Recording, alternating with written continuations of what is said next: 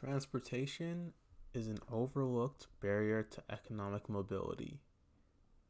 Small tasks that we take for granted by having a car are burdens and hurdles in the life of a person that does not own a car.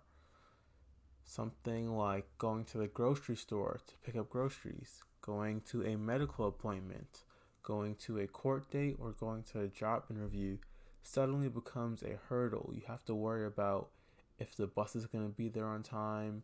You have to worry about if the light rail is going to be there on time.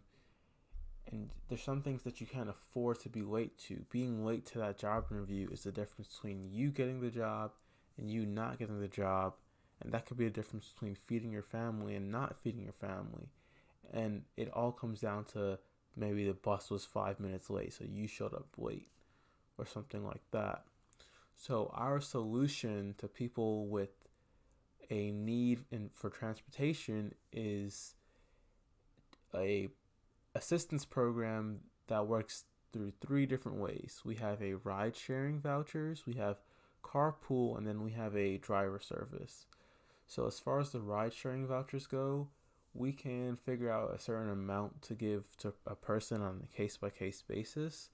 But whether that's a Lyft credit for $100 worth of rides, or it's a Zip car rental, or it's a free weekly bus pass or light rail pass, whatever's gonna most help that person get around town quicker, the things they need to do, so that way they can take that step to saving up to getting a car for themselves without being burdened to have to pay for extra for their transportation.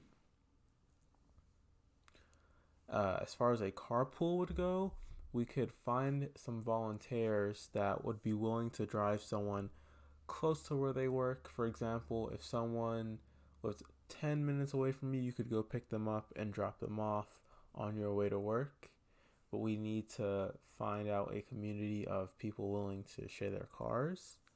And then the third category is people we would compensate. Obviously, we wouldn't be able to compensate them well, like this is a job, but something like, I don't know, $15 an hour to kind of just drive somebody around for the day so they can do their errands. For example, if someone has to go to a doctor's appointment and they need you to stick around for maybe 45 minutes and take them back home, you could be doing something like that.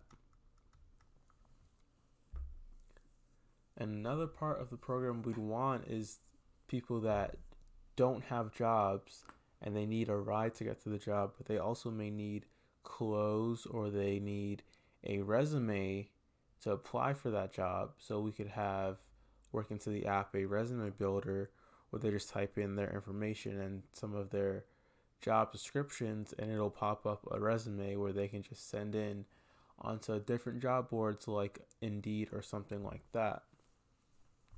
So some obstacles and barriers we'd have to overcome is obviously finding the right candidates and people that we can actually help, because we don't want this to be a handout. We want it to be a helping hand upwards to help someone strive in the community and really get back on their feet or start off in their career.